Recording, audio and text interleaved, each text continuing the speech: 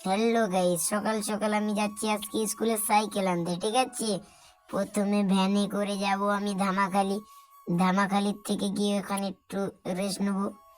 এই যে ধামাখালি এসে বিশ্রাম করে রেস্ট নিলাম। রেস্ট নিতে নিতে মা ফোন করেছিল। মা বলছে ভাত টাত খেয়ে নিস কোন। তার জন্য এই হোটেলে গিয়ে ভাত টাত খেলাম। ঠিক আছে, মাংস দিয়ে খুব ভালো লেগেছিল, তরকারি টরকারি মোটামুটি খুব ভালোই।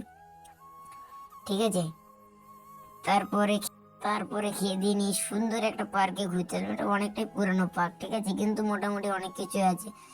ঠিক আছে, এই যে এর ওপরে উঠে সব গেম খেলছিল।